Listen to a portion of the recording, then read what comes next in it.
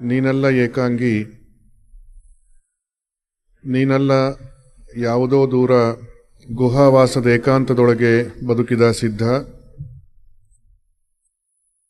ಉರದುದ್ದ ಶಿರದುದ್ದವಾದ ನಾನಾ ವರ್ಣದ ಸಂಸಾರದಲೆಗಳ ನಡುವೆ ಹೋರಾಡುತ್ತಲೇ ನಿಂತ ಸಾಧಕ ವೀರ. ಅಧಿಕಾರ ಐಶ್ವರ್ಯಗಳ ನಾಯಿಕೂಗಿನ ನಡುವೆ, ಮತ ಮೌಢ್ಯಗಳ ನಡುವೆ, ಅಜ್ಞಾನಿಗಳ ನಡುವೆ, ಪರಮ ಸುಜ್ಞಾನಿಗಳ ನಡುವೆ ಸದ್ದಿರದೆ ಕೈ ಮುಗಿದು ನಿಂತ ದೀಪದ ಕಂಬ. ನಿನ್ನ ಸುತ್ತ ಬಂದು ಸಂಗಮವಾಯಿತು 100 ಬೆಳಕಿನ ಬಿಂಬ. ತಮಂದ ಘನವಾದಂದಿನ ಆವರಣಗಳ ತುಂಬ ಕಿರಣ ಸಂಚಾರ. ಹೊತ್ತಿ ಕಲ್ಯಾಣವೆಂಬ ಜ್ಯೋತಿ ತೊಳಗಿ ಬೆಳಗಿತ್ತು ಶಿವನ ಪ್ರಕಾಶ. ಆ ಬೆಳಗಿನಡಿಯಲ್ಲಿ ಮೂಡಿ ಬಂತು ಕನ್ನಡಕ್ಕೆ ವಚನೋದಯ ಸ್ಫೂರ್ತಿ. ಆ ವಚನವಾನ್ಮಯ ಗುಡಿಗೆ ನೀನೇ ಜಂಗಮಮೂರ್ತಿ ಬಸವಣ್ಣ. ಬಸವಾದಿ ಪ್ರಮುಖರನ್ನು, ವಿಶ್ವದ ಎಲ್ಲ ದಾರ್ಶನಿಕರನ್ನು ಸ್ಮರಿಸಿಕೊಂಡು ಶರಣು ಶರಣಾರ್ಥಿಗಳು. ಬುದ್ಧ ಏನು ಮಾಡ್ತಾನೆ? ಆಸೆಯೇ ದುಃಖಕ್ಕೆ ಮೂಲ. ಆಸೆಯನ್ನು ಬಿಟ್ಟು ನಿರಾಶೆಯಿಂದ ಇರಪ್ಪ, ಏನು ಬರುತ್ತೋ ಅದನ್ನು ಒಪ್ಪಿಕೊಂಡಿರಪ್ಪ. ಇವತ್ತಿಗೆ ನಾಳೆಗೆ ಅಂತೇಳಿ ಭಾಳ ಚಿಂತೆ ಮಾಡಿಕೊಂಡು ಹಪಾಪಿ ಇಟ್ಕೊಂಡು ಬದುಕೋದಕ್ಕೂ ಹೋಗಬೇಡ್ರಪ್ಪ ಅಂತೇಳಿ ಬುದ್ಧ ಬೋಧನೆ ಮಾಡಿದ. ಅವನು ಬೋಧನೆ ಮಾಡಿದ್ದು ಹೆಂಗಪ್ಪ ಅಂತ ಹೇಳಿದ್ರೆ, ಉಳಿಯೋದು ಯಾವುದು ಈ ಜಗತ್ತಿನೊಳಗಿಲ್ಲ, ಎಲ್ಲದೂ ಕೂಡ ಒಂದು ದಿನ ಅಳಿತಕ್ಕಂಥದ್ದು. ನೀನು ದ್ವೇಷ ಮಾಡಿದ್ರು ಅದು ಅಳಿಯೋದೆ, ನೀನು ಪ್ರೀತಿ ಮಾಡಿದ್ರು ಅದು ಅಳಿಯೋದೆ. ಈ ಜಗತ್ತಿನೊಳಗೆ ಒಂದು ಮರ ಬೆಳೀತು, ಹಣ್ಣು ಕೊಡ್ತು ಅಂತಂದ್ರೆ ಆ ಮರನೂ ಕೂಡ ಅಳಿದು ಹೋಗೋದೇನೆ.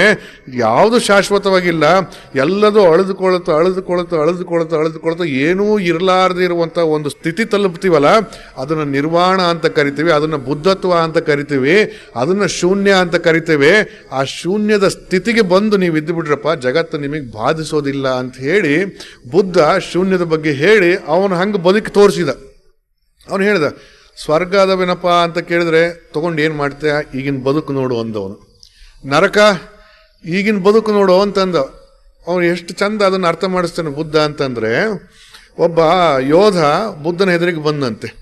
ಬಂದು ಅವನು ಚೆನ್ನಾಗಿ ಕತ್ತಿಯನ್ನೆಲ್ಲ ಸಗಿಸಿಕೊಂಡು ಯೋಧ ಸಹಜವಾಗಿರ್ತಕ್ಕಂಥ ಪೋಷಾಕಗಳನ್ನೆಲ್ಲ ಧರಿಸಿಕೊಂಡು ಅವನು ಬುದ್ಧನ ಎದುರಿಗೆ ಬಂದು ನಿಂತ್ಕೊಂಡು ಬುದ್ಧನಿಗೆ ಕೇಳ್ತಾನೆ, ಬುದ್ಧ ಸ್ವರ್ಗ ಅಂದ್ರೇನು, ನರಕ ಅಂದ್ರೇನು ಅಂತ ಕೇಳಿದಂತೆ. ಸ್ವರ್ಗ ಅಂದ್ರೇನು, ನರಕ ಅಂದ್ರೇನು ಅಂತ ಕೇಳಿದಾಗ ಬುದ್ಧ ಅಂತಾನೆ, ನೀನು ನೋಡಿದರೆ ಸೈನಿಕನ ವೇಷಭೂಷಣ ಧರಿಸ್ಕೊಂಡು ಬಂದಿದ್ದೀಯಾ, ಆದರೆ ಯಾಕೋ ನಿನ್ನ ಮುಖಲಕ್ಷಣ ನೋಡಿದ್ರೆ ಸೈನಿಕ ಅಂತ ಅನ್ಸಲ್ಲಪ್ಪ, ಒಳ್ಳೆ ಹೇಡಿ ಕಂಡಂಗೆ ಕಾಣ್ತೀನಿ ನೀನು ಅಂತ ಅಂದ್ಬಿಡ್ತಾನೆ ಬುದ್ಧ. ನಿನ್ನ ಮುಖ ನೋಡಿದರೆ ಸೈನಿಕನ ಥರ ಕಾಣಿಸಲ್ಲ, ಒಳ್ಳೆ ಹೇಡಿ ಕಂಡಂಗೆ ಕಾಣ್ತೀಯಾ, ಏನು ಸೈನಿಕನ ವೇಷ ಧರಿಸ್ಕೊಂಡು ಮಾತ್ರ ಸೈನಿಕ ಅಂದ್ಬಿಡ್ಬೇಕೆ ನಾವೆಲ್ಲ ನಿಮಗೆ ಅಂತೇಳಿ ಬುದ್ಧ ಅಂದಾಗ ಅವನಿಗೆ ಸಿಟ್ಟು ಬರುತ್ತೆ. ಸಿಟ್ಟು ಬಂದು ಏನು ಮಾಡ್ತಾನೆ, ಒಂದು ಸರಿ ತೋರಿಸ್ತಾನೆ ನನ್ನ ಸೈನಿಕನ ಶಕ್ತಿಯನ್ನು ಅಂತ ಕತ್ತಿಯನ್ನು ಹಿಂಗೆ ಹೊರೆಯಿಂದ ಹೇಳಿ ಹಿರಿದು ಎತ್ತುತ್ತಾನೆ. ಅವಾಗ ಬುದ್ಧ ಅನ್ನಂತೆ, ಇದನ್ನೇ ಕಣಪ್ಪ ನರಕ ಅನ್ನೋದು. ಬುದ್ಧ ಅನ್ನಂತೆ, ಇದನ್ನೇ ಕಣಪ್ಪ ನರಕ ಅನ್ನೋದು. ಅವಾಗ ಅವನೇನು ಮಾಡಿದ, ಕ್ಷಮಿಸ್ಬಿಡಿ, ನನಗೆ ಈ ಪಾಠ ಕಲಿಸೋದಕ್ಕೆ ಹಿಂಗೆ ಮಾಡಿದ್ರಿ ಅಂತ ಅರ್ಥ ಆಗಲಿಲ್ಲ, ಕ್ಷಮಿಸ್ಬಿಡಿ ನನಗೆ ಅಂತೇಳಿ ಆ ಕತ್ತಿಯನ್ನು ಹೊರಗಿಟ್ಟು ಕೈ ಮುಗಿದಂತೆ. ಅವಾಗ ಬುದ್ಧ ಅನ್ನಂತೆ, ಇದೇ ಕಣಪ್ಪ ಸ್ವರ್ಗ ಅನ್ನೋದು ಅಂದ್ರಂತೆ. ಸ್ವರ್ಗ ನರಕಗಳು ಬೇರೆ ಇಲ್ಲ, ನಮ್ಮ ನಾಲಿಗೆಯ ತುದಿಯಲ್ಲಿದ್ದಾವೆ. ಬಸವಣ್ಣ ಹೇಳಿದ್ದು ಅದನ್ನೇ, ಅಯ್ಯ ಎಂದರೆ ಸ್ವರ್ಗ, ಎಲವೋ ಎಂದರೆ ನರಕ. ದೇವ ಭಕ್ತ ಜಯ ಜಿಯ ಎಂಬ ನುಡಿಯೊಳಗೆ ಕೈಲಾಸವಿಲ್ಲವೇ? ನಾವು ಮಾತಾಡ್ಬೇಕಾದ್ರೆ ಎಷ್ಟು ನೋಡ್ರಿ ಇಂಥ ಒಂದೊಂದು ಸಣ್ಣ ಪದಗಳನ್ನು ಬಳಸುವಂಥ ರೀತಿ ನೀತಿಗಳನ್ನು ಬದಲಾವಣೆ ಮಾಡಿಕೊಂಡ್ವಿ ಅಂದರೆ, ಧ್ವನಿಯ ಏರಿಳಿತವನ್ನು ಸ್ವಲ್ಪ ಬದಲಾವಣೆ ಮಾಡಿಕೊಂಡ್ವಿ ಅಂತಂದರೆ ಎದುರಿಗಿರುವಂಥ ವ್ಯಕ್ತಿಯ ಮನಸ್ಸಿನೊಳಗೆ ಎಂಥ ಅದ್ಭುತವಾದಂಥ ಪರಿವರ್ತನೆಗಳು ಉಂಟಾಗ್ತವೆ. ಹಾಗಾಗಿನೇ ಬುದ್ಧ ಹೇಳಿದ್ದು, ತಮ್ಮ ಸ್ವರ್ಗ ನರಕಗಳನ್ನೆಲ್ಲ ಕಟ್ಕೊಂಡು ಯಾಕೆ ಯೋಚನೆ ಮಾಡ್ತೀಯಾ? ಈ ಕ್ಷಣದ ಬದುಕು ನಿನಗೆ ಸಿಕ್ಕಿರ್ತಕ್ಕಂಥದ್ದು ಭಾಳ ಅಮೂಲ್ಯವಾದದ್ದು, ಅದನ್ನು ಬದುಕಂತ ಹೋಗು. ಹಿಂದೇನಾಗಿದ್ದೆ ಮುಂದೇನಾಗ್ತೀನಿ ಅವುಗಳನ್ನು ಬಿಟ್ಟಾಕ್ಬಿಡು ನೀನು ಅಂತ ಹೇಳಿ ಬುದ್ಧ ಆ ಜನಗಳಿಗೆ ಬೋಧನೆಯನ್ನು ಮಾಡಿಕೊಳ್ತಾ ಯಾವುದು ಈ ಶಾಶ್ವತವಾಗಿ ಇರೋದಲ್ಲಪ್ಪ, ಅದಕ್ಕಾಗಿ ಯಾವುದಕ್ಕೂ ಅಂಟಿಕೊಳ್ಬಾರ್ದು ನಾನು ಅಂಥೇಳಿ ಆರಾಮಿರುವಂಥದ್ದನ್ನು ಹೇಳಿಕೊಟ್ರು. ಅದನ್ನು ಶೂನ್ಯ ಅಂತ ಕರೆದ್ರು. ಆ ಶೂನ್ಯ ಅನ್ನುವಂಥದ್ದು ಹಂಗೆ ಇರಬೇಕು ಅಂತಂದರೆ ಒಂದ್ಸರಿ ಏನಾಗ್ಬಿಡುತ್ತೆ, ಆರಾಮಿರ್ಬೇಕು ಅಂತಿರ್ತೀವಿ, ನಿಮ್ಮ ತೋಂಟದಾರ್ಯ ಮಠಕ್ಕೆ ಆರಾಮಾಗಿ ಹೋಗೋಣಪ್ಪ ಪ್ರವಚನಕ್ಕೆ ಅಂತ ಹೊಂಟಿರ್ತೀರಿ. ಹೊರಗಡೆ ಅವನು ಭಾಳ ಪ್ರಸಿದ್ಧವಾದ ಮೆಣಸಿನ್ಕಾಯಿ ಬೋಂಡ ಮಾಡ್ತಾನೆ ನೋಡ್ರಿ, ಅದು ಘಮ ಘಮ ಅಂತ ವಾಸನೆ ಬಂತಪ್ಪ. ಏನು ಮಾಡ್ತೀರಿ, ಒಂದು ಬಾಯಿಗೆ ಹಾಕ್ಕೊಂಡು ಆಮೇಲೆ ಹೋಗೋಣ ಬಿಡಪ್ಪ ಅಂತೇಳಿ. ಎಲ್ಲಿ ಹೋಯ್ತು ಶೂನ್ಯ? ಅವಾಗ ಅಂಟಿಸ್ಕೊಳ್ಬಾರ್ದಪ್ಪ. ಈಗೇನು ನಾನು ಮಠಕ್ಕೆ ಹೋಗ್ಬೇಕಷ್ಟೆ, ಅದು ಬಿಟ್ಟು ಬೇರೆ ಏನು ಮಾಡಬಾರ್ದು ಅಂತ ಅಂಟಿಸ್ಕೊಂಡ್ಲಾರ್ದಂಗೆ ಹಿಂಗೆ ನಡ್ಕೊಂಡು ಹೋಗಿರ್ತಿರಲ್ಲ, ಬಂದು ಅಂಟ್ಕೊಂಡು ಬಿಡ್ತು. ಅದು ಸುಖ ದುಃಖ ಏನು ಮಾಡಬೇಕು, ಈಗ ಒಳಗೆ ಹೋಗೋದು ಇಲ್ಲಿ ಹೋಗೋದು, ಒಳಗೆ ಹೋಗೋದು ಇಲ್ಲಿ ಹೋಗೋದು, ಹಿಂಗಾಗುವ ನಮಗೆ ಆ ಥರದ ಒಂದು ದ್ವಂದ್ವ ಗೊಂದಲ ಉಂಟಾಗಿಬಿಡುತ್ತೆ. ಅದಕ್ಕೆ ಶೂನ್ಯವನ್ನು ಕೂಡ ನನ್ನ ಕೈಲಿ ಅನುಸರಿಸೋದು ಭಾಳ ಕಷ್ಟ ಆಗಿಬಿಡ್ತು. ಅದಕ್ಕೆ ಸಂಗನ ಬಸವಣ್ಣನ ಸಾನ್ನಿಧ್ಯಕ್ಕೆ ಬಂದು ಭಕ್ತಿ ಮಾರ್ಗವನ್ನು ಹಿಡಿದಾಚರಿಸಿ ನಾನು ಸದ್ಭಕ್ತನಾದೆ ಅಂತೇಳಿ ಅಲ್ಲಮ ಪ್ರಭು ಈ ವಚನದ ಮೂಲಕವಾಗಿ ಹೇಳ್ತಾ ಇರುವಂಥದ್ದು. ಅದನ್ನು ಬಸವಣ್ಣ ಮಾಡಿದ್ದು. ಇಷ್ಟಲಿಂಗವನ್ನು ಕೊಡೋದ್ರ ಮೂಲಕವಾಗಿ ಬಸವಣ್ಣ ಎಷ್ಟು ಅದ್ಭುತವಾದ ಕೆಲಸವನ್ನು ಮಾಡಿದರು ಅಂತಂದರೆ, ಒಬ್ಬ ಸಾಮಾನ್ಯ ಮನುಷ್ಯನಿಗೂ ಕೂಡ, ಸಾಮಾನ್ಯ ವ್ಯಕ್ತಿಗೂ ಕೂಡ ಆಧ್ಯಾತ್ಮಿಕವಾಗಿರ್ತಕ್ಕಂಥ ಉನ್ನತಿಯನ್ನು ಸಾಧಿಸುವಂಥ ಮಾರ್ಗವನ್ನು ಬಸವಣ್ಣ ಹೇಳಿಕೊಟ್ರು. ಆ ಮಾರ್ಗವನ್ನು ಹೇಳಿಕೊಟ್ರು. ನಿಮಗೆಲ್ಲ ಗೊತ್ತಿದೆ, ಬಸವಣ್ಣವ್ರದೊಂದು ಪ್ರಸಿದ್ಧವಾದ ವಚನ, ಅಷ್ಟವಿಧಾರ್ಚನೆ ಷೋಡಶೋಪಚಾರವ ಮಾಡುವುದು, ಮಾಡಿದ ಪೂಜೆಯ ನೋಡುವುದು, ಶಿವತತ್ವಗೀತವ ಹಾಡುವುದು, ಶಿವನ ಮುಂದೆ ನಲಿದಾಡುವುದು, ಭಕ್ತಿ ಸಂಭಾಷಣೆಯ ಮಾಡುವುದು, ಕೂಡಲ ಸಂಗನ ಕೂಡುವುದು. ನೋಡ್ರಿ ಎಷ್ಟು ಸುಲಭ. ಬಸವಣ್ಣ ಹೇಳಿದರು, ಕೂಡಲ ಸಂಗನನ್ನ ಕೂಡಬೇಕು ಅಂತಂದ್ರೆ ಏನು ಮಾಡಬೇಕು ನೀನು? ಬಹಳ ಸುಲಭವಾದ ದಾರಿ ಹೇಳಿಕೊಟ್ಬಿಟ್ರು. ಅಷ್ಟವಿಧಾರ್ಚನೆಯನ್ನು ಮಾಡು, ಷೋಡಶೋಪಚಾರವನ್ನು ಮಾಡು, ಮಾಡಿರ್ತಕ್ಕಂಥ ಪೂಜೆಯನ್ನು ನೋಡು, ನೋಡಿ ನೋಡಿ ನೋಡಿ ನೋಡಿ ಶಿವತತ್ವ ಗೀತವನ್ನು ಹಾಡು. ಶಿವತತ್ವ ಗೀತ ಅಂತಂದರೆ ಲಿಂಗಕ್ಕೂ ನನಗಿರುವಂಥ ಸಂಬಂಧ ಎಂಥದ್ದು, ಆ ಶಿವಜ್ಞಾನವನ್ನು ಮನದುಂಬಿ ಹಾಡು. ಹಾಡ್ತಾ ಹಾಡ್ತಾ ಹಾಡ್ತಾ ಲಿಂಗಯ್ಯನೊಡನೆ ಕೂಡು. ಭಕ್ತಿ ಸಂಭಾಷಣೆಯನ್ನು ಮಾಡಿಕೊಳ್ತಾ ಲಿಂಗವೇ ನಾನೇ ಲಿಂಗವಾಗುವ ಹಾಗೆ ಕೂಡಬೇಕಪ್ಪ ಅಂತ ಹೇಳಿ ಇಷ್ಟಲಿಂಗವನ್ನು ನಮ್ಮ ಎದೆ ಮೇಲೆ ಧರಿಸಿಕೊಳ್ಳೋದಕ್ಕೆ ಅವಕಾಶ ಮಾಡಿಕೊಟ್ರು. ಇದನ್ನೇ ಅರ್ಥ ಆಗಲಿಲ್ಲದಕ್ಕೆ ನಿನ್ನೆ ಆ ಶರಣರು ಏನು ಮಾಡಿದ್ರಪ್ಪ ಬಸವಣ್ಣವ್ರಿಗೆ ಅಂತಂದರೆ, ಬಸವಣ್ಣ ಮತ್ತೆ ಏನೋ ಹೇಳಿಬಿಟ್ಟಪ್ಪ ನೀನು, ಮೂಗಿನಲ್ಲಿ ಆಚಾರಲಿಂಗ, ನಾಲಿಗೆಯಲ್ಲಿ ಗುರುಲಿಂಗ, ಕಣ್ಣುಗಳಲ್ಲಿ ಶಿವಲಿಂಗ, ಚರ್ಮದಲ್ಲಿ ಜಂಗಮಲಿಂಗ, ಕಿವಿಯಲ್ಲಿ ಪ್ರಸಾದಲಿಂಗ, ಭ್ರೂಮಧ್ಯದಲ್ಲಿ ಮಹಾಲಿಂಗ, ಹೃದಯದಲ್ಲಿ ಮಹಾಲಿಂಗ ಅಂತ ಹೇಳಿಬಿಟ್ಟೆ ನೀನು. ಹಂಗೆ ಅಂದ್ಕೊಳ್ತಾ ಇರಬೇಕು ಅಂದ್ರೆ ಹೆಂಗೆ ಸಾಧ್ಯವಾದೀತಪ್ಪ? ಅದಕ್ಕೆ ಏನಾದ್ರು ಒಂದಿಷ್ಟು ಸುಲಭವಾದ ಮಾರ್ಗ ಹೇಳ್ಕೊಡು ನನಗೆ ಅಂತ ಹೇಳಿ ಆ ಶರಣರು ಕೇಳಿದಾಗ ಬಸವಣ್ಣ ಹೇಳಿದ್ದೇನಪ್ಪ ಅಂತಂದರೆ, ನೀನು ಅಷ್ಟವಿಧಾರ್ಚನೆ ಮಾಡು, ಷೋಡಶೋಪಚಾರದಿಂದ ಪೂಜೆಯನ್ನು ಮಾಡು, ಮಾಡಿರ್ತಕ್ಕಂಥ ಪೂಜೆಯನ್ನು ನೋಡು, ಶಿವತತ್ವ ಗೀತೆಗಳನ್ನು ಹಾಡು, ಭಕ್ತಿ ಸಂಭಾಷಣೆಯನ್ನು ಮಾಡು, ಕೂಡಲ ಸಂಗನಲ್ಲಿ ಕೂಡು ಅಂತ ಹೇಳಿಬಿಟ್ರು ಬಸವಣ್ಣ. ಹಂಗಂದ್ರೆ ಏನು ಗೊತ್ತೇನೋ ತಮ್ಮ, ನಾನು ಹೇಳಿದ ತಕ್ಷಣ ನಿನಗೆ ಮೂಗ್ನಾಗ ಆಚಾರಲಿಂಗ ಅಂತ ಅನ್ಸಲ್ಲ ಕಣಪ್ಪ, ನಾಲಿಗೆ ಒಳಗೆ ಗುರುಲಿಂಗ ಅಂತ ಥಿಯರಿ, ಲಿಪ್ ಸಿಂಪತಿ ಅಂದ್ರೆ ನೋಡ್ರಿ ಆಗಲೇ ಅಹಂ ಬ್ರಹ್ಮಾಸ್ಮಿ ಅನ್ನಂಗೆ ಇದು ಒಂದು ಹಾಕತ್ತೆ ಅಷ್ಟೇನೆಯ. ಆಚಾರಲಿಂಗ ಮೂಗಲ್ಲಿ, ನಾಲಿಗೆಯಲ್ಲಿ ಗುರುಲಿಂಗ, ಸುಮ್ಮನೆ ಹೇಳಿಕೆ ಕೂತ್ಕೊಳ್ಳೋದಪ್ಪ. ಆಚಾರಲಿಂಗಾಯ ನಮಃ, ಆಚಾರಲಿಂಗಾಯ ನಮಃ, ಆಚಾರಲಿಂಗಾಯ ಹಂಗೆ ಅಂದ್ಕಂತ ಕೂತ್ಕೊಂಡ್ರೆ ಆಗೋದಿಲ್ಲ. ಅದು ನಿನ್ನ ಅನುಭವಕ್ಕೆ ಬರಬೇಕಪ್ಪ ಅಂತ ಹೇಳಿ ನೀನು ಭಾವಿಸ್ಕೊಂಡು ಏನು ಮಾಡಬೇಕು ಅಂತ ನಿತ್ಯ ಅಷ್ಟವಿಧಾರ್ಚನೆ ಮಾಡು. ಲಿಂಗಯ್ಯನನ್ನು ಅಂಗೈಯೊಳಗಿಟ್ಟುಕೊಂಡು ಅದಕ್ಕೆ ಅಷ್ಟವಿಧದ ಅರ್ಚನೆಗಳನ್ನು ಮಾಡು, 16 ವಿಧದ ಉಪಚಾರಗಳಿಂದ ಪೂಜೆಯನ್ನು ಮಾಡು. ಮಾಡಿರ್ತಕ್ಕಂಥ ಪೂಜೆಯನ್ನು ನೋಡ್ತಾ ಹೋಗು, ಶ್ರದ್ಧೆಯಿಂದ ಇವೆಲ್ಲವನ್ನು ಕೂಡ ಮಾಡ್ತಾ ಹೋಗು. ನಿನಗೆ ಆಚಾರಲಿಂಗ, ಗುರುಲಿಂಗ, ಶಿವಲಿಂಗ, ಜಂಗಮಲಿಂಗ, ಪ್ರಸಾದಲಿಂಗ, ಮಹಾಲಿಂಗ ಇವೆಲ್ಲವೂ ಕೂಡ ನಿನಗೆ ಅಂಗವಿಸಿರ್ತಕ್ಕಂಥದ್ದು ಅನುಭವಕ್ಕೆ ಬರೋದಕ್ಕೆ ಪ್ರಾರಂಭವಾಗ್ತದೆ ಅಂತ ಹೇಳಿದರು. ಹಾಗೆ ನೋಡಿ, ಇಷ್ಟಲಿಂಗವನ್ನು ಅಂಗೈಯೊಳಗಿಟ್ಟುಕೊಂಡು ಅದಕ್ಕೆ ಅಭಿಷೇಕ ಮಾಡಿ, ಪತ್ರೆ ಪುಷ್ಪಗಳನ್ನು ಧರಿಸಿ, ನೇರವಾಗಿ ಅದನ್ನು ಬೆನ್ನುಹುರಿಯನ್ನು ನೇರವಾಗಿ ಮಾಡಿಕೊಂಡು ತದೇಕ ದೃಷ್ಟಿಯಿಂದ ನೋಡ್ಕೊಳ್ತಾ ಗುರುಗಳು ಹೇಳ್ಕೊಟ್ಟಿರ್ತಕ್ಕಂಥ ಮಹಾಮಂತ್ರವನ್ನು ಜಪ ಮಾಡಿಕೊಳ್ತಾ ಆ ಮಂತ್ರದ ಅರ್ಥಗಳನ್ನು ನಾವು ತಿಳ್ಕೊಳ್ತಾ ಹೋಗಬೇಕು. ಮಂತ್ರ ಅಂದ್ರೇನು? ಮನನ ಮಾಡೋದಕ್ಕೋಸ್ಕರವಾಗಿ ಇರುವಂತಹ ಪದಗುಚ್ಛ, ಅಕ್ಷರಗಳ ಗುಚ್ಛ ಮಂತ್ರ. ಅದನ್ನು ನಾವು ಮನನ ಮಾಡ್ತಾ ಹೋಗಬೇಕು. ಓಂ ನಮಃ ಶಿವಾಯ ಅಂತೇಳಿ ನಮಗೆ ಮಂತ್ರ ಕೊಟ್ಟುಬಿಟ್ರು. ಆ ಓಂ ನಮಃ ಶಿವಾಯ ಅಂತ ಬರೀ ಹೇಳಕ್ಕಿಂತ ಕೂತ್ಕೊಂಡ್ರೆ ಉಪಯೋಗ ಆಗೋದಿಲ್ಲ. ಈ ಲಿಂಗವನ್ನು ನೋಡ್ಕೇಳ್ತಾ ಓಂ ನಮಃ ಶಿವಾಯ, ಓಂ ನಮಃ ಶಿವಾಯ, ಓಂ ನಮಃ ಶಿವಾಯ ಅಂಥೇಳಿ ಆ ಮಂತ್ರವನ್ನು ಮನನ ಮಾಡಿಕೊಳ್ತಾ ಹೋಗಬೇಕು. ಆ ಮಂತ್ರದ ಶಕ್ತಿ ಅದ್ಭುತವಾಗಿರ್ತಕ್ಕಂಥದ್ದು. ಯಾಕೆ ಅಂತ ಹೇಳಿದ್ರೆ, ಆ ಓಂ ನಮಃ ಶಿವಾಯ ಅನ್ನುವಂಥ ಮಂತ್ರ ಇಡೀ ಬ್ರಹ್ಮಾಂಡವನ್ನೇ ಒಳಗೊಂಡಿದೆ. ಬಸವಣ್ಣ ಯಾವುದನ್ನು ಲಿಂಗ ಅಂತ ಕರೆದ್ರೋ ಆ ಲಿಂಗದ ತತ್ವ ಸಂಪೂರ್ಣವಾಗಿ ಓಂ ನಮಃ ಶಿವಾಯ ಅನ್ನುವಂಥ ಮಂತ್ರದೊಳಗೆ ಅಡಗಿಕೊಂಡಿದೆ. ಅದಕ್ಕೆ ನೀವು ಆ ಮಂತ್ರವನ್ನು ಅನುಸಂಧಾನ ಮಾಡಬೇಕಾದ್ರೆ ಅದನ್ನು ಹೇಳಿದ್ರೇನೋ ಬರ್ತೈತಿ ಅಂತ ಅನುಸಂಧಾನ ಮಾಡೋದಲ್ಲ. ಆ ಮಂತ್ರದ ಒಂದೊಂದು ಅಕ್ಷರಗಳಲ್ಲಿ ಕೂಡ ಒಂದೊಂದು ತತ್ವ ಇದೆ, ಒಂದೊಂದು ಅಕ್ಷರಗಳಲ್ಲಿ ಒಂದೊಂದು ತತ್ವ ಇದೆ. ಓಂ ಅಂತಂದರೆ ಇಡೀ ಜಗತ್ತಿನ ಸಮಸ್ತ ಸೃಷ್ಟಿ ಸ್ಥಿತಿ ಲಯಗಳಿಗೆ ಕಾರಣವಾಗಿರ್ತಕ್ಕಂಥ ಆ ಪರಾತ್ಪರ ಮಹಾಲಿಂಗದ ಸಂಕೇತ ಓಂ ಅನ್ನುವಂಥದ್ದು. ಆ ಓಂನಿಂದ ಉತ್ಪತ್ತಿ ಆಗಿರ್ತಕ್ಕಂಥದ್ದು ಈ ಜಗತ್ತು. ಆ ಏನು ನಿರಾಕಾರವಾಗಿರ್ತಕ್ಕಂಥ ಮಹಾವಸ್ತು ಏನಿದೆಯಲ್ಲ, ಆ ಮಹಾವಸ್ತುವಿನಿಂದ ಅಭಿವ್ಯಕ್ತಿ ಆಗಿರ್ತಕ್ಕಂಥದ್ದು ನಮ್ಮ ಕಣ್ಣಿಗೆ ಕಾಣ್ತಿರುವಂಥ ಈ ಜಗತ್ತು. ಆ ಮಹಾವಸ್ತು ಹೆಂಗಿತ್ತಪ್ಪ ಅಂತಂದ್ರೆ, ಅದು ಒಂದು ವಸ್ತು ಇತ್ತು ಅಂತೇಳಿ ಹೇಳಕ್ಕೆ ಬರಲಾರ್ದೆ ಹೆಂಗಿತ್ತದು. ಈಗ ನಾವು ಅಂತಿರ್ತೀವಿ ನೋಡ್ರಿ, ಮನೆ ಒಳಗಿದ್ದೇನಪ್ಪ ಇಷ್ಟೊತ್ತು ನೀನು ಸದ್ಯ ಇದ್ದಿಲ್ಲಲ್ಲ ಅಂತೀವಿ ನೋಡ್ರಿ ಕೆಲವರಿಗೆ. ಹೌದಿಲ್ಲ, ಅವನೆಲ್ಲೋ ಒಳಗೆ ಕೂತ್ಕೊಂಡು ಅವನು ಉಸಿರಾಡಿದ್ದು ಕೇಳಿರಂಗಿಲ್ಲ, ಹಂಗೆಲ್ಲೋ ಮೂಲೆಗಿದ್ದು ಇದ್ದಕ್ಕಿದ್ದಂಗೆ ಹೊರಗೆ ಬಂದ ಅಂದರೆ ಇಷ್ಟೊತ್ತು ಇಲ್ಲೇ ಇದ್ದೇನಪ್ಪ, ನೀನು ಇದ್ದದ್ದೇ ಗೊತ್ತಾಗ್ಲಿಲ್ಲೋ ಹೆಂಗಿದ್ದು ನೀನು ಅಂತೇಳಿ. ಹಾಗೆ ಆ ಮಹಾವಸ್ತು ಹೆಂಗಿತ್ತಪ್ಪ ಅಂತೇಳಿದ್ರೆ, ಅದು ಇತ್ತು ಅನ್ನೋದು ಕೂಡ ಗೊತ್ತಾಗಲಾರ್ದಿರುವ ಹಾಗೆ ಇತ್ತದು. ಅದರೊಳಗೆ ಯಾವುದೇ ಚಟುವಟಿಕೆಗಳು ಇರಲಿಲ್ಲ, ಯಾವ ಚಟುವಟಿಕೆಗಳು ಇರಲಿಲ್ಲ. ಹಾಗೆ ಏನೂ ಚಟುವಟಿಕೆಗಳು ಏನೂ ಇಲ್ಲದೆ, ಏನೂ ಅಲ್ಲದೆ ಆ ಮಹಾವಸ್ತು ಇತ್ತು. ಹಾಗೆ ಆ ಮಹಾವಸ್ತು ಇದ್ದಂಥದಕ್ಕೆ ಏನಾಯ್ತಪ್ಪ ಅಂತ ಹೇಳಿದ್ರೆ, ನಾನು ಏನಾರ ಆಗಬೇಕಲ್ಲ, ಹಿಂಗೆ ಇದ್ರೆ ಆಗೋದಿಲ್ಲ, ನಾನು ಏನಾರ ಆಗಬೇಕಲ್ಲ ಅಂಥೇಳಿ ಆ ಮಹಾವಸ್ತುವಿನ ಒಳಗಡೆಗೆ ಒಂದು ಚಿತ್ ಉದಯವಾಯಿತು. ಅದನ್ನು ಚಿತ್ ಅಂತೀವಿ ನಾವು. ಆ ಚಿತ್ ಉದಯವಾಯಿತು. ಆ ಚಿತ್ ಉದಯವಾದಾಗ ಅದೇನು ಮಾಡ್ತಪ್ಪ ಅಂತ ಹೇಳಿದ್ರೆ, ಅದು ಒಂದು ಸದ್ದು ಬರುತ್ತೆ, ಅದನ್ನು ಓಂಕಾರ ಅಂತ ಕರಿತೀವಿ ನಾವು. ಆ ಸದ್ದು ಏನಿದೆಯಲ್ಲ ಅದನ್ನು ಓಂಕಾರ. ಜಗತ್ತಿನ ಎಲ್ಲ ಸದ್ದುಗಳಿಗೆ ಮೂಲ ಅದು. ಜಗತ್ತಿನ ಸಮಸ್ತಕ್ಕೂ ಮೂಲ ಆಧಾರ ಚೇತನ ಓಂಕಾರ. ಆ ಓಂಕಾರ ಉತ್ಪತ್ತಿ ಆಗುತ್ತೆ. ಆ ಓಂಕಾರ ಉತ್ಪತ್ತಿ ಆದಾಗ ಆ ಮಹಾವಸ್ತು ಏನು ಮಾಡ್ತು ಅಂತ ಹೇಳಿದ್ರೆ, ಒಂದು ಅಂಗವಾಗಿ ಒಂದು ಲಿಂಗವಾಗಿ, ನಿರಾಕಾರವಾಗಿ ಬಂದಂಥ ಓಂಕಾರ ಲಿಂಗವಾಯಿತು, ಸಾಕಾರವಾಗಿ ಉಳಿದಿರ್ತಕ್ಕಂಥ ಆ ಮಹಾವಸ್ತು ಅಂಗವಾಯಿತು. ಇವೆರಡೂ ಸೇರ್ಕೊಂಡು ಏನು ಮಾಡಿದ್ವು ಅಂತೇಳಿ ಜಗತ್ತು ಉತ್ಪತ್ತಿ ಮಾಡಬೇಕು. ಆ ಜಗತ್ತಿನ ಮೇಲೆ ಮನುಷ್ಯನನ್ನು ಉತ್ಪತ್ತಿ ಮಾಡಬೇಕು. ಆ ಮನುಷ್ಯ ನನ್ನನ್ನು ಲಿಂಗದ ರೂಪದೊಳಗೆ ಇಟ್ಕೊಂಡು ಅರ್ಚನೆ ಮಾಡಬೇಕು, ಪೂಜನೆ ಮಾಡಬೇಕು.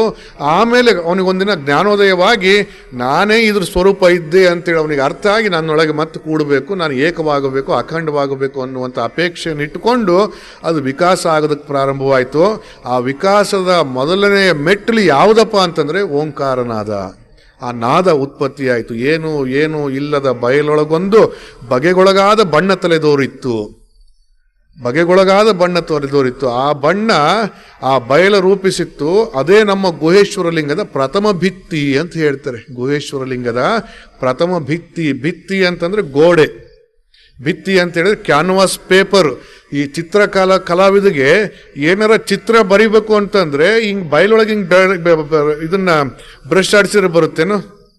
ಚಿತ್ರ ಬರೋದಿಲ್ಲ. ಬಯಲೊಳಗೆ ಕೈ ಆಡಿಸಿದ್ರೆ ಚಿತ್ರ ಬರೋದಿಲ್ಲ. ಅವನು ಚಿತ್ರ ಬರಿಬೇಕು ಅಂತಂದ್ರೆ ಒಂದು ಕ್ಯಾನ್ವಾಸ್ ಬೇಕಲ್ಲ, ಒಂದು ಭಿತ್ತಿ ಬೇಕಲ್ಲ, ಒಂದು ಆಧಾರ ಬೇಕಲ್ಲ. ಆ ಆಧಾರವಾಗಿ ಗುಹೇಶ್ವರ ಲಿಂಗಕ್ಕೆ ಬಂದದ್ದು ಯಾವುದಪ್ಪ ಅಂದ್ರೆ ಈ ಓಂಕಾರನಾದ. ಆ ಓಂಕಾರನಾದ ನಿರಾಕಾರವಾಗಿ ಇದ್ದುಕೊಂಡು ಇಡೀ ಜಗತ್ತಿನ ಚಲನೆಯನ್ನು ನಿಯಂತ್ರಣ ಮಾಡಿಕೊಳ್ತಾ ಹೋಗ್ತದೆ.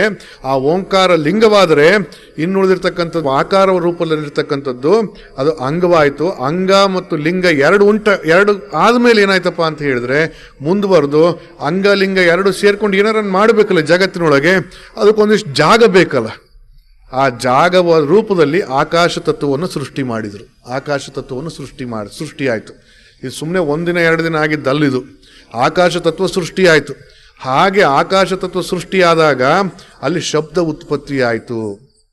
ಆಕಾಶ ತತ್ವ ಸೃಷ್ಟಿಯಾದಾಗ ನಿಮ್ಮ ಇಂದ್ರಿಯಗಳಿಗೆ ಕೇಳುವಂಥ, ಕಿವಿಗಳಿಗೆ ಕೇಳುವಂಥ ಶಬ್ದ ಅಲ್ಲಿ ಉತ್ಪತ್ತಿಯಾಯಿತು. ಆ ಶಬ್ದ ಆಕಾಶ ತತ್ವ ಸ್ವಲ್ಪ ಗಟ್ಟಿಯಾಗಿ ವಾಯುತತ್ವ ಉತ್ಪತ್ತಿಯಾಯಿತು. ಆಕಾಶ ತತ್ವದ ಪ್ರಣವ ಯಕಾರ.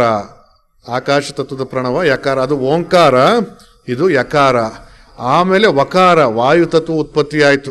ಆಕಾಶ ತತ್ವದಲ್ಲಿ ಶಬ್ದ ಮಾತ್ರ ಇತ್ತು, ಅದು ಸ್ವಲ್ಪ ಗಟ್ಟಿಯಾಗಿ ಸ್ಪರ್ಶ ಬಂತು. ನೋಡ್ರಿ, ಸುಯಿ ಅಂತ ಬೀಸುತ್ತೆ ಗಾಳಿ, ಶಬ್ದ. ಆಮೇಲೆ ಅದು ಬೀಸಿರ್ತಕ್ಕಂಥದ್ದು ನಮ್ಮ ಮೈಗೆ ಅನುಭವಕ್ಕೆ ಬರುತ್ತೆ. ನೋಡ್ರಿ, ಬಿಸಿ ಗಾಳಿ ಬೀಸ್ತೋ ತಂಗಾಳಿ ಬೀಸ್ತೋ ಅಂಥೇಳಿ ನಮಗೆ ಅನುಭವಕ್ಕೆ ಬರುತ್ತಲ್ಲ ಸ್ಪರ್ಶ. ಅಲ್ಲಿ ಶಬ್ದ ಮತ್ತು ಸ್ಪರ್ಶ ಇವೆರಡು ಬಂದವು. ಅಲ್ಲಿ ಉತ್ಪತ್ತಿಯಾದಂಥ ಪ್ರಣವ ಯಾವುದಪ್ಪ ಅಂತ ಹೇಳಿದ್ರೆ ವಕಾರ ಪ್ರಣವ. ಆಮೇಲೆ ಆ ವಾಯುತತ್ವ ಸ್ವಲ್ಪ ಗಟ್ಟಿಯಾಗಿ ಅಗ್ನಿ ತತ್ವ ಉತ್ಪತ್ತಿ ಆಯಿತು. ಬೆಂಕಿ, ಅಗ್ನಿತತ್ವ ಉತ್ಪತ್ತಿ ಆಯ್ತಲ್ಲ, ಆ ಅಗ್ನಿತತ್ವ ಹೆಂಗಿದೆಯಪ್ಪ ಅಂತಂದ್ರೆ ನೋಡಿ, ಅಲ್ಲಿ ಶಬ್ದವೂ ಇದೆ, ಸ್ಪರ್ಶವೂ ಇದೆ, ರೂಪವೂ ಇದೆ. ಧಗ ಧಗ ಧಗ ಧಗ ಉರಿಯುತ್ತೆ, ಶಬ್ದ ಅಲ್ಲ ಅದು. ಆಮೇಲೆ ಅದನ್ನ ಹೋಗಿ ಮುಟ್ರಿ ನೋಡೋಣ, ಏನು ಮಾಡುತ್ತೆ ನಮಗದು? ಹೌದಿಲ್ಲ? ಮುಟ್ರಿ ನೋಡೋಣ, ಮಗು ಮುಟ್ಟಿದಂಗೆ ಆಕತ್ತಲ್ಲ, ಹೆಂಗಾದಿತ್ತು ಹೇಳ್ರಿ? ಮುಟ್ಟಿದಾಗ ಸುಡುತ್ತೆ ನಮಗೆ, ಸ್ಪರ್ಶ. ಕಣ್ಣಿಗೆ ಕಾಣುತ್ತೆ ನಮಗೆ, ಬೆಂಕಿ ಕಣ್ಣಿಗೆ ಕಾಣುತ್ತೆ, ಅದು ರೂಪ. ಶಬ್ದ, ಸ್ಪರ್ಶ, ರೂಪ ಮೂರೂ ಗುಣಗಳನ್ನು ಒಳಗೊಂಡು ಅದು ಬೆಂಕಿ ಉತ್ಪತ್ತಿ ಆಯಿತು. ಹಾಗೆ ಉತ್ಪತ್ತಿಯಾದ ಬೆಂಕಿಯ ಜೊತೆ, ಆ ಅಗ್ನಿತತ್ವದ ಜೊತೆಯಲ್ಲಿ ಉತ್ಪತ್ತಿಯಾಗಿರ್ತಕ್ಕಂಥ ಪ್ರಣವ ಯಾವುದಪ್ಪ ಅಂತ ಹೇಳಿದ್ರೆ ಶಿಕಾರ ಪ್ರಣವ. ಆಮೇಲೆ ಅಲ್ಲಿಂದ ಜಲತತ್ವ ಉತ್ಪತ್ತಿ ಆಯಿತು. ಆ ಜಲತತ್ವ ಹೆಂಗ್ ಉತ್ಪತ್ತಿ ಆಯ್ತಪ್ಪ? 4 ಗುಣಗಳನ್ನು ಹೊಂದಿತ್ತ ಆ ಜಲತತ್ವ. ಆಮೇಲೆ ಏನಾಯ್ತು? ಜಲತತ್ವ. ಆ ಜಲತತ್ವದೊಳಗೆ 4 ಗುಣಗಳು ಬಂದ್ವು ನೋಡ್ರಿ. ಜುಳು ಜುಳು ಹರಿಯುತ್ತೆ ಶಬ್ದ, ಮುಟ್ಟಿದ್ರೆ ತಂಪಿದೆಯೋ ಬಿಸಿ ಇದೆಯೋ ಅನ್ನೋದು ಗೊತ್ತಾಗುತ್ತೆ ಸ್ಪರ್ಶ, ಕಣ್ಣಿಗೆ ಕಾಣುತ್ತೆ ರೂಪ. ಅದನ್ನು ಕುಡಿದು ನೋಡ್ರಿ ರಸ, ರುಚಿ ಬಂತು ನಮಗೆ. ಆ ರಸ ಉತ್ಪತ್ತಿ ಆಯಿತು. ಅಲ್ಲಿ ಉತ್ಪತ್ತಿ ಆಗಿರ್ತಕ್ಕಂಥ ಪ್ರಣವ ಯಾವುದಪ್ಪ ಅಂತ ಹೇಳಿದ್ರೆ ಮಕಾರ ಪ್ರಣವ. ಆಮೇಲೆ ಪೃಥ್ವಿ ತತ್ವ, ಅದು ಇನ್ನೂ ಗಟ್ಟಿಯಾಗಿ ಹುಟ್ಟಿರ್ತಕ್ಕಂಥದ್ದು ನೋಡ್ರಿ. ಪೃಥ್ವಿ ತತ್ವ ಶಬ್ದ, ಸ್ಪರ್ಶ, ರೂಪ, ರಸ, ಗಂಧ ಇವೆಲ್ಲವೂ ಕೂಡ ಪೃಥ್ವಿ ತತ್ವದಲ್ಲದವೆ. ಇವೆಲ್ಲವೂ ಸೇರ್ಕೊಂಡು ಈಗ ಪೃಥ್ವಿ ತತ್ವ ಉತ್ಪತ್ತಿ ಆಯ್ತಲ್ಲ, ಆ ಪೃಥ್ವಿ ತತ್ವದ ಪ್ರಣವ ಯಾವುದು ಅಂತೇಳಿ ನಕಾರ ನೋಡ್ರಿ. ನಮಃ ಶಿವಾಯ ಓಂ. ನ ಅಂದ್ರೆ ಪೃಥ್ವಿ ತತ್ವದ ಜೊತೆಯಲ್ಲಿ ಅನುಸಂಧಾನ, ಮಾ ಅಂದ್ರೆ ಜಲತತ್ವದ ಜೊತೆಯಲ್ಲಿ ಅನುಸಂಧಾನ, ಮಾ ಅಂತ ಹೇಳಿದ್ರೆ ಅಗ್ನಿ ತತ್ವದ ಜೊತೆಯಲ್ಲಿ ಅನುಸಂಧಾನ, ವಾ ಅಂತ ಹೇಳಿದ್ರೆ ವಾಯು ತತ್ವದ ಜೊತೆಯಲ್ಲಿ ಅನುಸಂಧಾನ, ಯಾ ಅಂತ ಹೇಳಿದ್ರೆ ಆಕಾಶ ತತ್ವದ ಜೊತೆಯಲ್ಲಿ ಅನುಸಂಧಾನ, ಓಂ ಅಂತ ಅಂದ್ವಿ ಅಂತ ಹೇಳಿದ್ರೆ ಮಹಾಲಿಂಗ ತತ್ವದ ಜೊತೆಯಲ್ಲಿ ಅನುಸಂಧಾನ. ನಮಃ ಶಿವಾಯ ಓಂ ಅಂತೇಳಿ ನಾವು ಅಂತಿದ್ವಿ ಅಂತಂದ್ರೆ, ಓಂ ನಮಃ ಶಿವಾಯ ಅಂತ ನಮ್ಮ ಅಂತರಂಗದೊಳಗೆ ಅದನ್ನು ಸ್ಮರಣೆ ಮಾಡಿಕೊಳ್ತಾ ಹೋಗ್ತಿದ್ವಿ ಅಂತಂದ್ರೆ ನಮಗೆ ಇರೋದೆಲ್ಲದು ಈ ಲಿಂಗದ ಅಭಿವ್ಯಕ್ತ ರೂಪ ಅನ್ನುವಂಥದ್ದು ಅನುಭವಕ್ಕೆ ಬರ್ತಾ ಹೋಗ್ತದೆ. ಅದಕ್ಕೆ ಬಸವಣ್ಣ ಹೇಳಿದ್ದೇನಪ್ಪ ಅಂತ ಹೇಳಿದ್ರೆ, ಗುರುಗಳು ದೀಕ್ಷೆಯ ಸಂದರ್ಭದೊಳಗೆ ಇಷ್ಟಲಿಂಗವನ್ನು ಕೊಡ್ತಾರೆ. ಆ ಇಷ್ಟಲಿಂಗವನ್ನು ಕೊಟ್ಟಂತ ಸಂದರ್ಭದೊಳಗೆ ತಮ್ಮ ನೀನು ಲಿಂಗ ಸ್ವರೂಪಿ ಅದೀಯಾ ಅಂತಾರೆ.